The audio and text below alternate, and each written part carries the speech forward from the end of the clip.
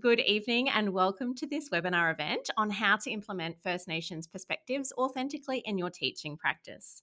We are going to start with an acknowledgement of country, and I'm going to hand over to one of our guests, Brooke, to lead that for us.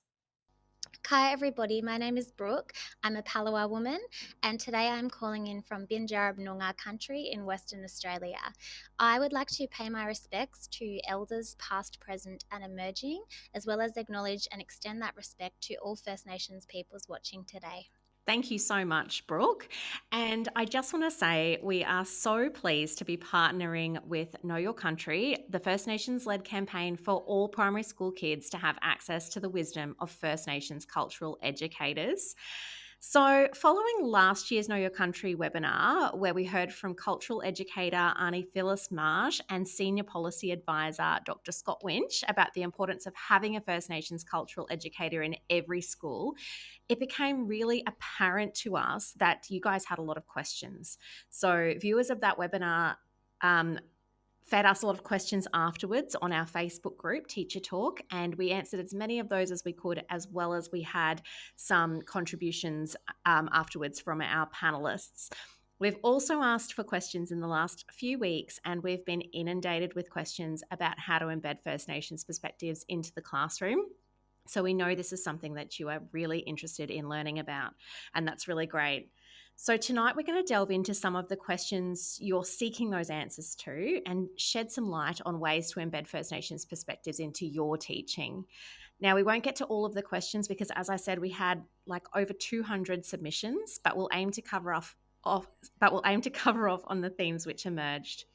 All of our panelists today are ambassadors for Know Your Country and practicing educators. And with that in mind, I'm going to introduce each of the panelists.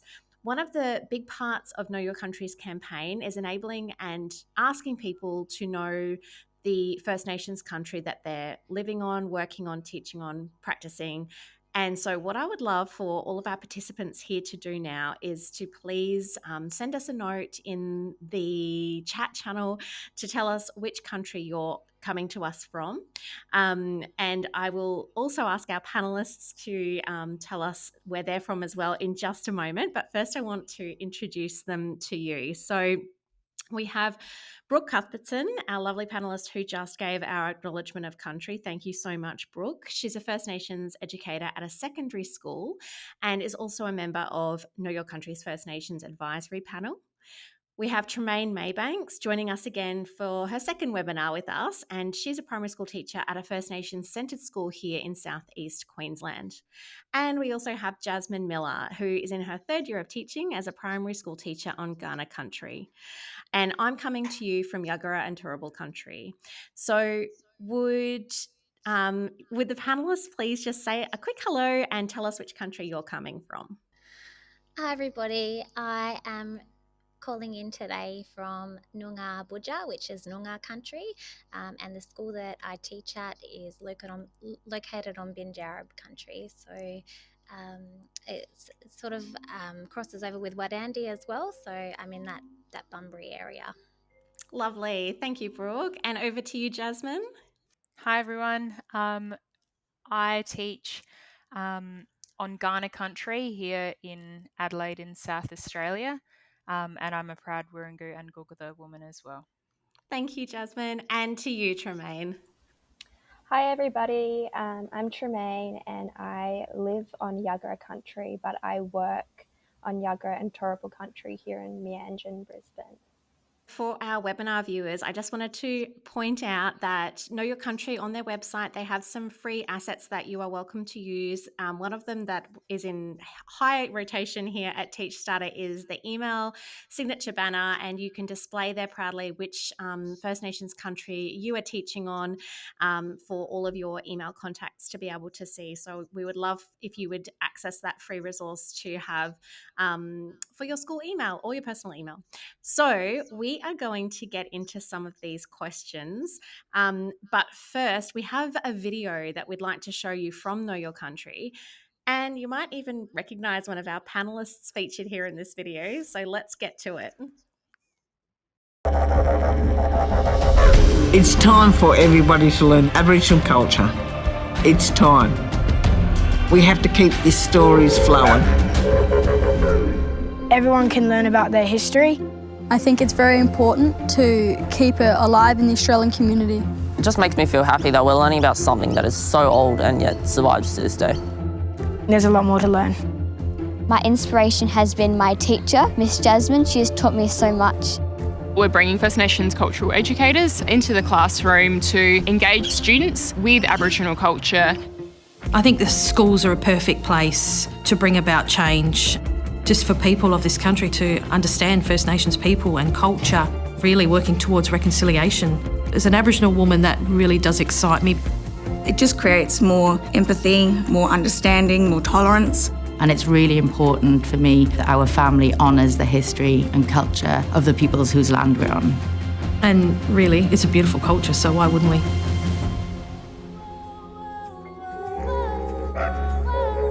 To see their faces light up and to be so excited to come to school and to want to learn and to want to meet all of our First Nations people. Yeah, it honestly makes me so happy. They just want to come to you and they want to learn more and more and more all the time. But it makes an impact on everybody, yeah. They're going to remember it forever, stay with them forever. These children are going to have such a different understanding of Australia than perhaps their parents have had. It brings a real richness of education, a really deep understanding. So I see it as super, super valuable. We do live in a very divided country. It's going to help bring the divided country to one country. Aboriginal culture is not just storytelling and artwork. Aboriginal perspectives can be embedded into every aspect of the curriculum. I'm so excited about this campaign. I think it's long overdue, but a really, really important step forward. We're changing the narrative. They're our future leaders. They're the ones that are going to call out the injustices, call out the racism, and, they're going to stand up for what's right in our country. This campaign will build the confidence of principals and educators. Every school ultimately will have the benefit of a First Nations cultural resident. It doesn't matter what culture you are. Everybody should know Aboriginal culture, and we need to bring that back as rich as we can bring it back. This program could bring that richness back.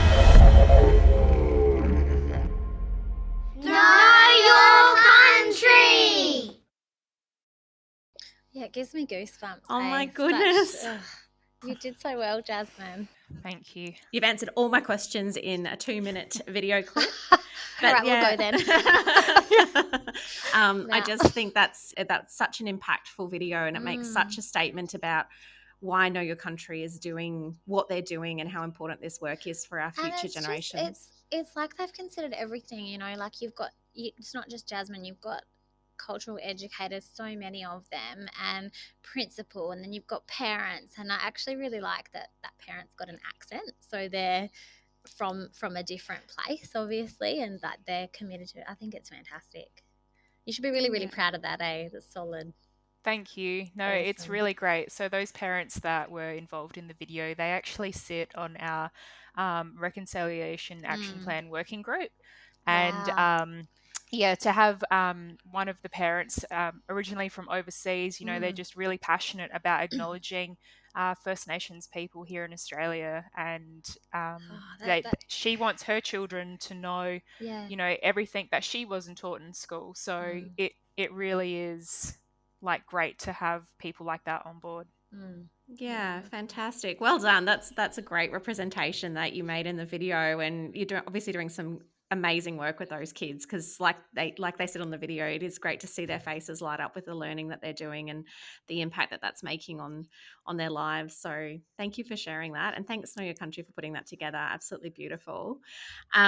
So with that in mind, we will head towards tackling these hundreds of questions that were submitted. They've given us a really great insight into what information teachers are looking for in this space, and we'll also be sharing all of your questions with Know Your Country to help inform their campaign as well, because we're really interested in working together with Know Your Country and making this a reality for our Aussie kids in our Aussie schools. So I think we might start the conversation with this whole concept of authenticity and why it's so important to help teachers implement First Nations perspectives authentically. Now, you mentioned in that video that we just watched that it's not about events only or, artwork or storytelling only in isolation. It is about those things as well, but it's about dispersing First Nations perspectives throughout the whole curriculum. So we had a question from teacher Phoebe who said, and she spoke for a lot of teachers in this massive spreadsheet of questions I've just viewed. Phoebe said, where do I start when I feel like my new class knows so little about First Nations perspectives? It's a big question, but can we try and think about where would be the best starting place for teachers who feel like they have a lot ahead of them in the way of teaching and learning in this area? I mean, my recommendation would be looking firstly at what country you're on, where the school is, or that educational setting. I think then knowing what country you're on, you're able to dig that little bit deeper and find out more information. So who are the elders in the community? What First Nations organisations you can go to for information, and then that'll open up, I guess, a different range of people and also First Nations businesses and organisations that the school could, potentially tap into, whether it's artists or people in the community. So I think without firstly knowing what country you're on, it's really hard to delve into that area. Yeah, so that is a fantastic first step. And the whole name of the campaign, Know Your Country, as well. Like, I think all Australians should know the country they're on, but particularly our kids, because, it's such an important way to access community and understand what the history of the place they live. Brooke or Tramain, what would be the best starting point, do you think, or do you agree with Jasmine that knowing which country you're on is so important and then working from there? I would say I agree with Jasmine. Know your country that you're living and working on, and really tap into local elders groups. So it's so easy to just type in the city that you're from and then type in elders group or Aboriginal elders group.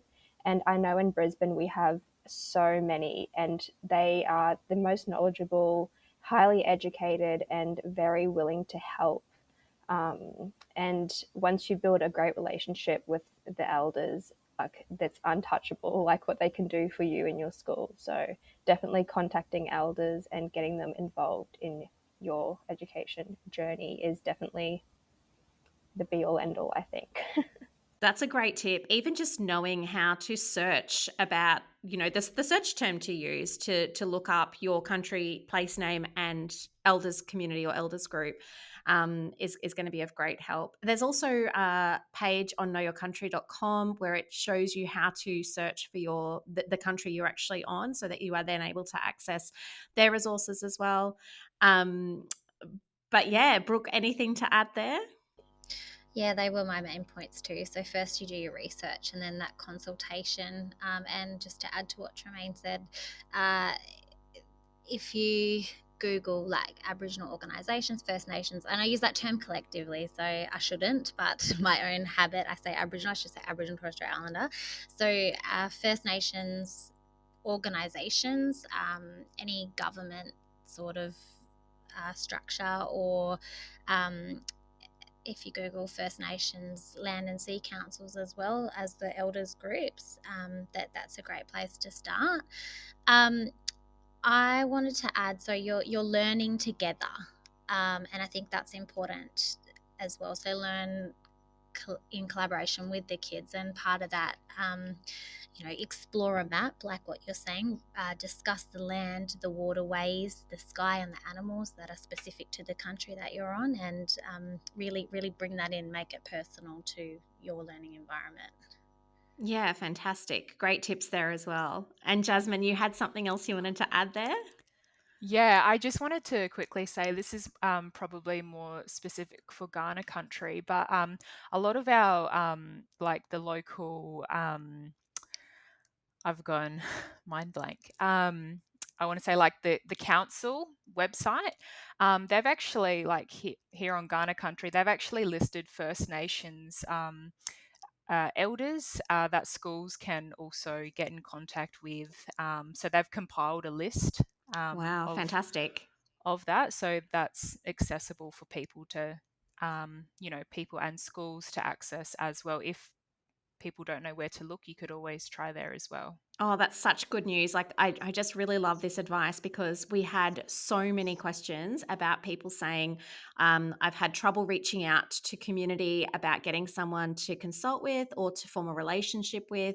And it's generally, when they don't have a contact already, if they don't have a student that has Aboriginal heritage, they don't know where to start. So it's really great to know that there's community groups operating that are welcoming and that will be giving and wanting to help because it's for the kids, right? So they'll obviously, but at the same time, we want to be respectful with the way we observe protocols and we talk to people and we connect with people. Brooke's got her hand up. What would you like to add there, Brooke? It actually ties in nicely with what you're talking about, Bron. It's all about authentic relationships, and that being built on mutual respect, honesty, and trust. And as teachers, we are great at that. We know how to establish relationships and how to do it effectively. And as part of that too is I think there's a lot of pressure on Aboriginal and Torres Strait Islander peoples to engage with systems, but it's just as important if you turn that and say, right, as a school or as an individual, you are going to attend a First Nations led event in your community, or you are going to engage. Like, it really has to be that reciprocal. It works both ways. Is just what I wanted to add. So as an example, yes, if you've got something on in your school, extend that invitation to members of your community. It could be an event, it could be just coming in to feel comfortable and get familiar with the learning environment, but also what are you doing to engage as well? Are you just inviting, or are you attending and participating too? Yes, fantastic. Definitely a two-way street there in any relationship or any partnership that teachers make with people in the community. We did have some more questions around this. What would be a first step in making a connection? Is it about, writing a letter, making a phone call, sending an email, going and visiting, sitting in on one of the, the local elders groups? Is it possible to do that, or to have those conversations to say, hey, I'm really interested in learning about your culture and having my students do the same. Can we get together for a chat? Like, are these appropriate ways to reach out to people in your community?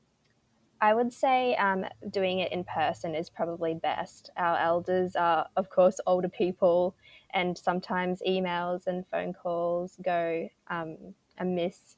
So I would definitely say go in and introduce yourself, ask if you can help out, or ask if there's anything your school can do for the elders group. And start to build a relationship that way before you even extend a invitation to come and join the school. So it's just like that two-way street that we've been talking about.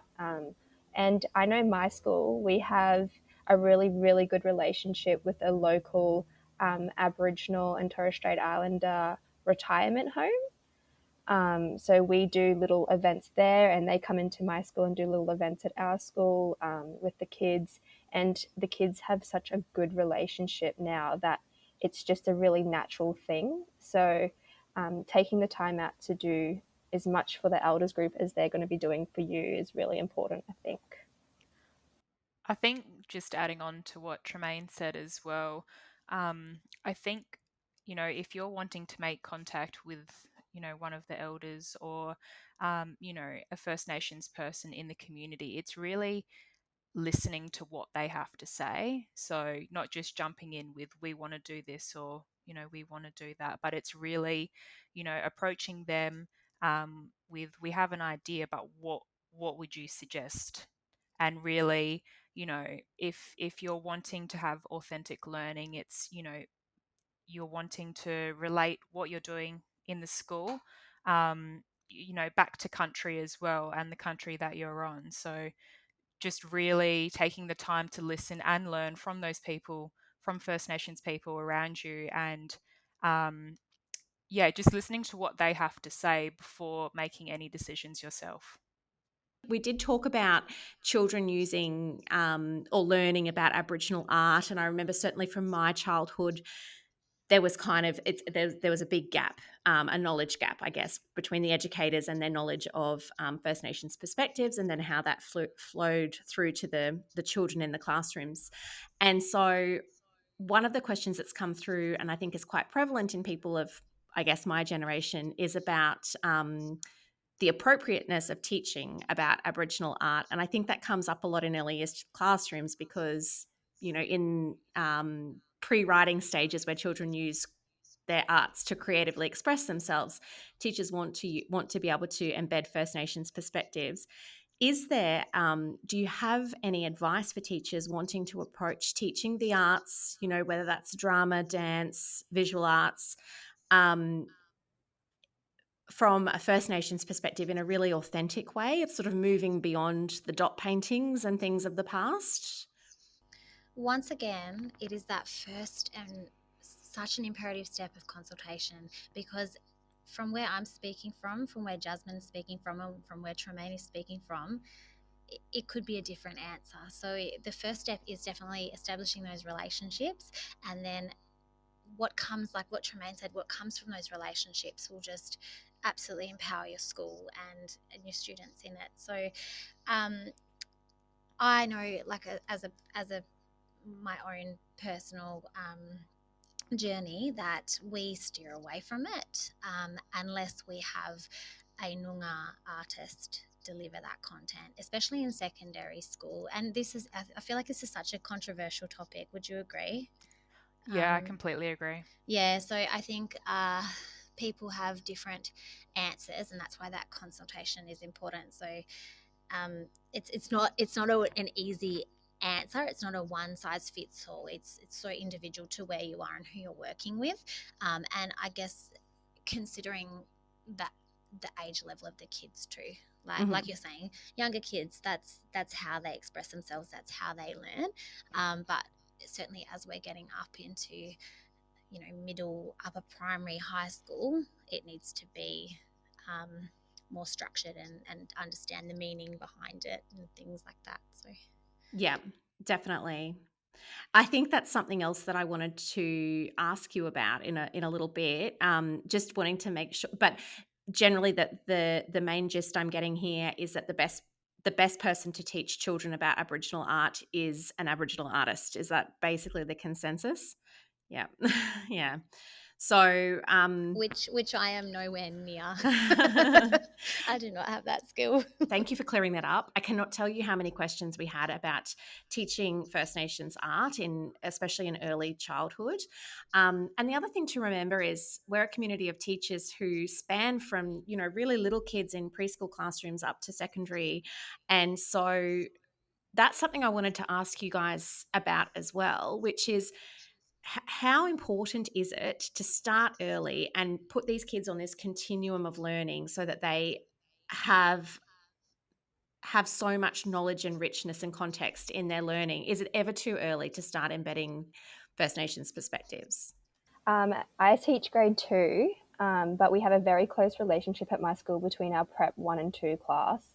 And the preppy children have such an understanding already before they come to school, but they're so open to learning, and it's awful. They're not a blank slate, but they don't have anyone telling them anything different at that age. So they just embrace whatever they think is fun and enjoyable, and they love it. They loved learning about culture.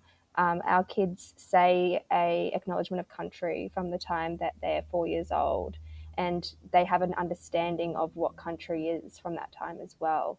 I don't think that is something that just needs to be happening in my context, in a First Nations context. I definitely think that's something that can span with all children. They're always curious little beings, so the more that you give them, the more they'll want to learn. Yeah, absolutely. Well said, Tramain. And I think so. Jasmine, at your end of the scale, when we get to secondary school and we've obviously built on the knowledge that they've collected from being little tiny kids in kindergarten learning First Nations perspectives, how much easier does it make your job as a First Nations cultural educator when kids come to you with years and years of built upon knowledge? Definitely. So I'm an upper primary teacher. Oh, you are? Sorry. I thought you were in That's secondary. okay. Yeah, okay. That's okay.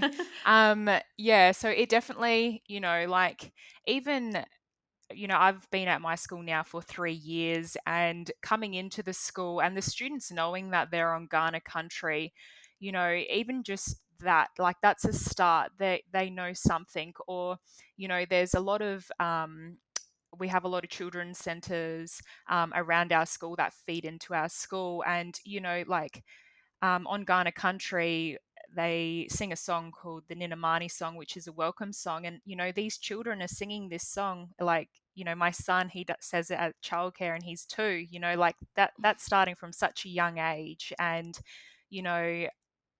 there's all these kindergarten classrooms and childcare settings, and a lot of them are really working towards having a cultural lens, when purchasing resources, or, how they're setting up their classrooms and things like that. So, to then have that come through the primary school years, and then for me to have them in upper primary, I'm able to build on that knowledge then, and we're able to explore, I guess, different aspects of First Nations culture, and really start to explore different issues in society, and they have the basic understanding.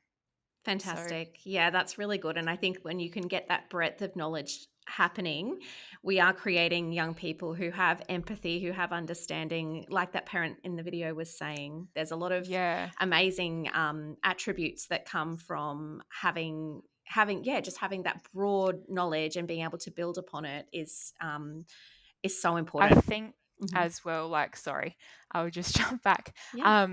Like a lot of the students that are being taught about First Nations culture from such a young age, it's almost it's very normalized for them within schooling systems then. Like, we're not just seeing them acknowledging and celebrating just Reconciliation Week and NAIDOC Week, but they're it's embedded into all aspects then of the curriculum and classrooms. So, it's for them, it's, I want to say the word exciting, and, they're really embracing First Nations culture even more than, than only just starting to learn about it. So definitely starting that from a young age definitely makes a difference. Yeah, fantastic. Could not agree more. Okay, Brooke, you've got something to say. My screen is telling me Brooke has something to say. That popped me up. Just to add again, you're asking, or the question was, when is it too early? My boys, one of my sons is actually the same age as Jake, so he's 2.5, and my other baby is 1.5, and they both go to a Department of Education WA program called KindyLink, which is like a playgroup, right? But it's targeted at, I guess, Aboriginal Torres Strait Islander families, but everybody is welcome. So they've got that element of reconciliation. I think our enrollments are about 50-50 at the moment. And that is like learning about culture in that setting. They absolutely love it. And it's like learning through play. So, and then on the other end of the continuum, I am in a high school, so I'm in a secondary school, and I like this quote a lot. I'm just going to read it. So, telling the truth about our nation's history not only brings to light colonial conflict and dispossession, but also acknowledges the strength and resilience of Aboriginal and Torres Strait Islander peoples and their cultures. That is why I do what I do, and I think that you may, like teachers, have heard of the term authentic truth telling, and let's unpack what that's actually about. So, when I went to school, as an example, you talked about this as well, Bron, I learned that Captain Cook discovered Australia. And I learned that, my teachers were still referring to Uluru as Ayers Rock. and just little things like that. Like, it's not necessarily ignorance, but just, I guess, lack of education. And these kids that are coming through those early years, those primary years, and then these experiences are so much more impactful when they understand the history and the truth in that. Like, we went on an excursion to an ex-mission last year with our kids, our year sevens, and they were listening to stories from Stolen Generation, and just telling the truth around that like, they have so much more of an education now, and it starts with, my baby's in kinderling, so Yeah. it's never too early. Fantastic. Yeah, that's so true. And I think that the learning the true history of our country is so important for our kids as well. And I'm a teacher and a mum too. And that's why Know Your Country's work is so important, because if we can have a cultural educator in every school, there's not going to be this huge missing piece of our kids' education that is so crucial and critical to them knowing about their country's history and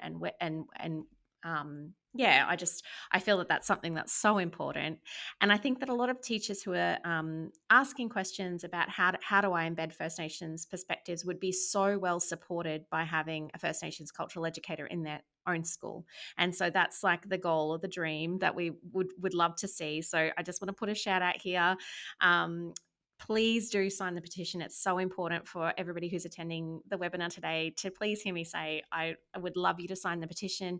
Also, chat to your admins. It's really important that your administrative team know that this is important to you as teachers, and therefore it is a really important thing for your students and our kids coming through primary and secondary school. So we are running low on time because we've had such an amazing conversation, and I appreciate your contributions so much. You all have so many amazing insights into this, and I should have known with a panel of such amazing women that we were going to go over time. But I just wanted to find out a bit more information about your experiences as ambassadors for Know Your Country, and if you could please, just tell us what Know Your Country is doing for schools and the impact it's having on so far with the number of cultural educators already operating in schools and being employed in schools in Australia, how we can make that even better.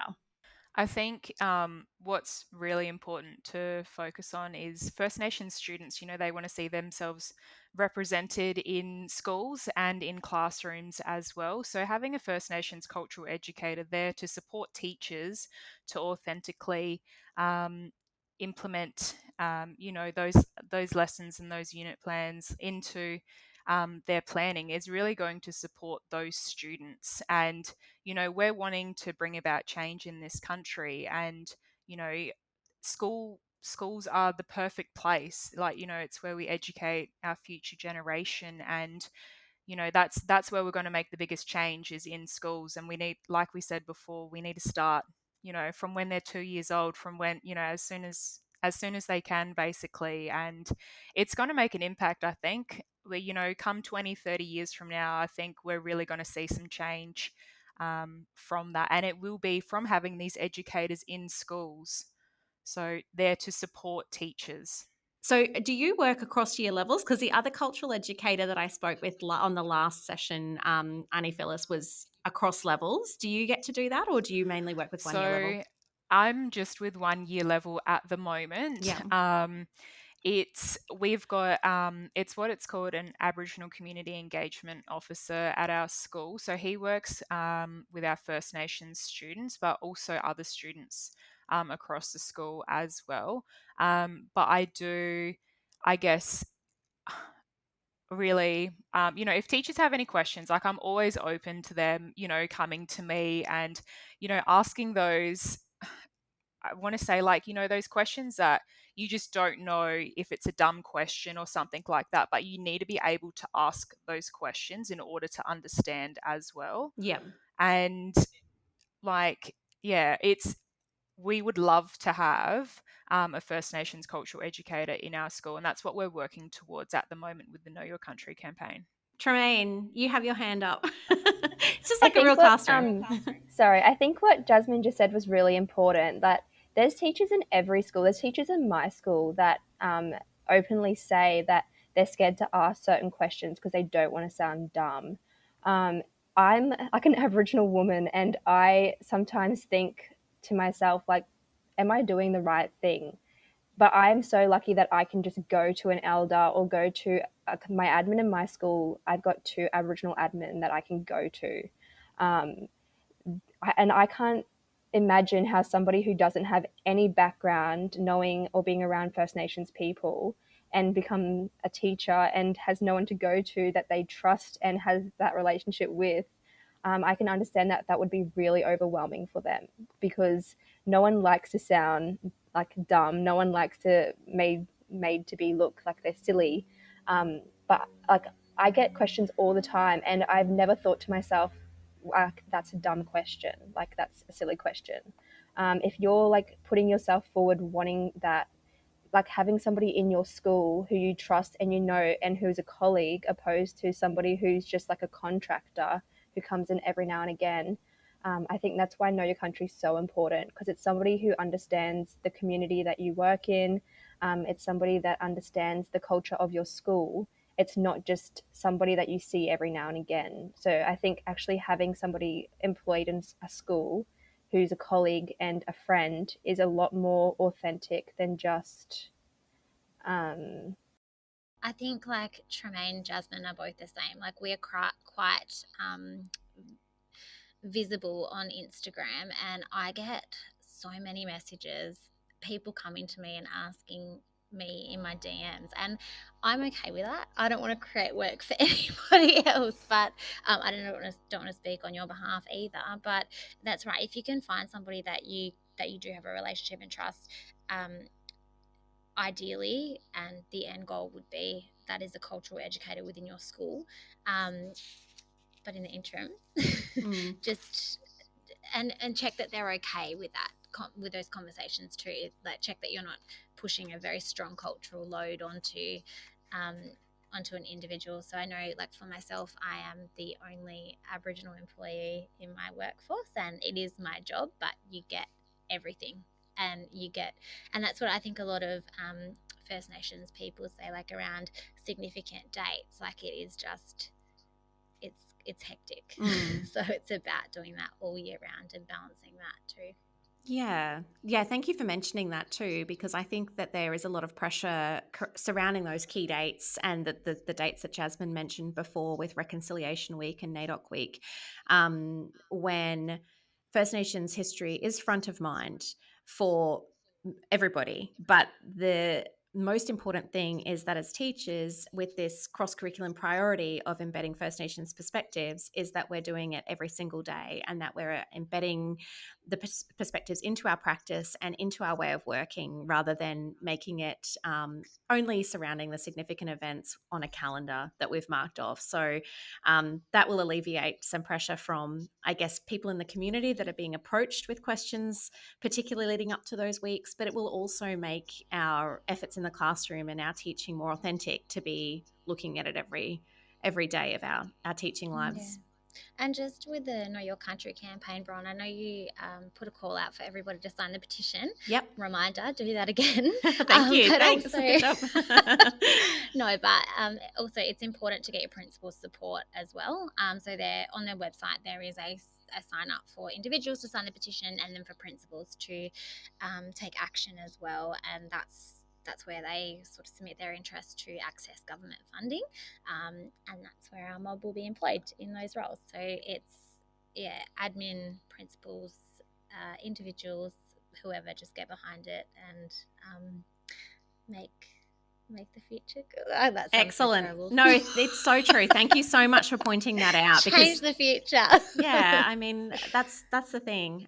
As teachers, we have the potential and the access to be able to do that. So exactly. Yeah. Jasmine, you were going to say something just then? Oh, no, it's okay. Okay. Sorry. You can't. Brooke kind of covered, like, what I was thinking. I'm not missing a hand going up. I'm really good at this now. I feel like I'm all over it. So don't put a hand up because I won't miss it. But I just wanted to say, I think our time is up together for this evening's webinar. But I just wanted to say a huge thank you on behalf of Teach Starter and Know Your Country to each of you for attending and being part of our panel and sharing such amazing information for our teachers. You have no idea how many people you've helped, at least 200 who submitted questions and many more who will be tuning in. And yes, thank you so much for being here. Is there any last thoughts that you wanted to add to help our teachers? I just wanted to say that as teachers and as humans, it is so important to first educate yourself before you educate others. So, in doing that, learn as much as you can. And there are so many platforms for that now. So, whether that be like following First Nations educators on Instagram, other social media outlets, listening to podcasts, stories, reading books, watching documentaries, movies, obviously consulting is the big one, connecting with your local community, and recognizing and overcoming any conscious or unconscious biases that you may personally hold about Aboriginal and Torres Strait Islander peoples and their cultures. Part of that is also challenging stereotypes and discrimination. And learning and continuing to learn is the last message that I wanted to leave with. So, girls. Awesome. What a great wrap up. Thank you so much, Brooke. Any other final words from our other two teachers, Tramain and Jasmine? I just want to say a big thank you to you, Bron, and Teach Data. I've worked with you guys for a little while now, and I genuinely feel that you really put in the work here in this space, giving teachers a space where they can ask questions without judgment. That's not a government organisation or through their school, but is still a safe space for teachers is really important. And it's been really nice that these conversations didn't just happen one time, they've happened multiple times over the last year. And it's given people time to reflect and come back and ask questions if they've had a good think about it, not just the one-off and then felt like they weren't being heard. So thank you. Oh, thank you, Tramain. Thank you. That was lovely. Yes, it's something that's so important to us here at Teach Starter. We love our connection with Know Your Country, and we just feel like this is such a, First Nations culture is so precious, and we really need to preserve everything that we have, and give our kids the best chance and the best knowledge that's available to them. So thank you so much. And we're so lucky to have teachers like you who are so passionate and doing this work every day to come and join us and inspire other teachers, because like you said, and you've all said this sort of over time, but you can't see what you can't be. I think, Tramain, you said that to me last time we spoke, and it really touched me because I really felt like it's so important to have First Nations teachers in classrooms showing kids, you could be like this, you could be like me one day, and it's lovely to see you guys doing all the work and helping with this advocacy campaign on top of everything else you do as teachers is massive. So thank you. Thank you, Bron. Jasmine, thank you so much for joining us. It's been so lovely chatting with you. Thank you. I just wanted to quickly say as well, I think we need to acknowledge that everyone's on their own learning journey as well.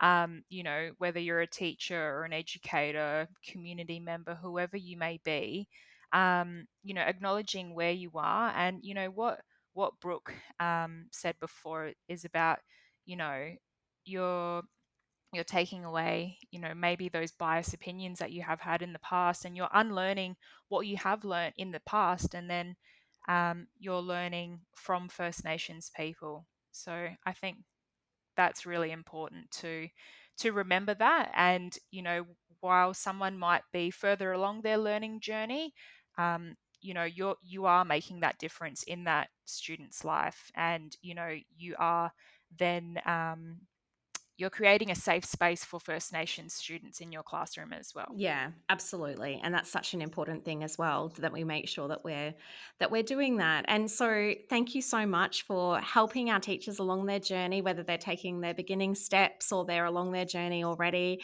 And I just wanted to really reiterate, thank you for supporting Know Your Country. And webinar viewers, please do go and sign the petition tonight if you haven't already.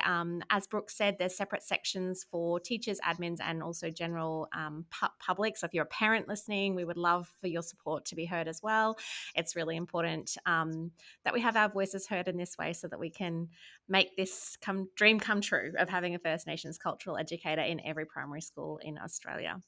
Thank you so much again, and thanks for joining us, viewers, on this episode of our webinar series. It has been lovely having you.